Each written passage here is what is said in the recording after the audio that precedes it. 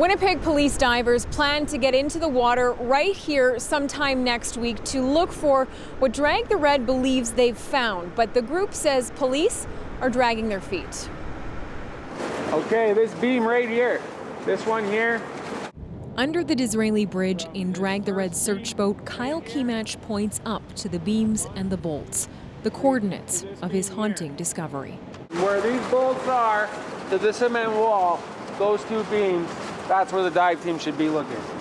Kematch dipped a GoPro video camera into these cloudy waters 3 weeks ago. When he loaded it up, this is what he saw. As the camera floats through the water, he sees a faint face. Kematch believes it's a human skull. Like, finally someone's gonna get their answers, you know? Someone gets to go home. You know, I've been doing this for 3 years now. Finally someone gets to go home. He's hopeful it might be remains of one of Manitoba's missing or murdered, like his sister Amber, who vanished 6 years ago.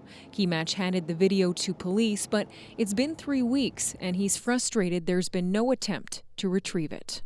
It's a little frustrating because I don't think they're taking me seriously. But Constable Rob Carver says that's not true.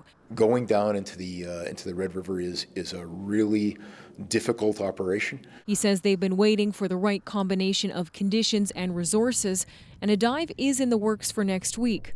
As for what police make of the video, from our standpoint, there is a potential that this may be, but there's certainly a probability that it isn't. So while there is an urgency, it perhaps isn't the same urgency as the families. We took the video to a retired police diver. He's been in Winnipeg's rivers hundreds of times. My first reaction would be probably like everybody, that at first blush it appears to be a skull. There's only one way to determine that, and that's to conduct a dive and recover that article.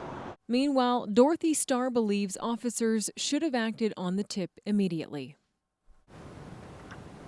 It hurts because they're not really doing nothing. Her son Chris has been missing for a year and a half. She can't help but wonder if these remains are real and belong to him. Jill Kubra, CBC News, Winnipeg.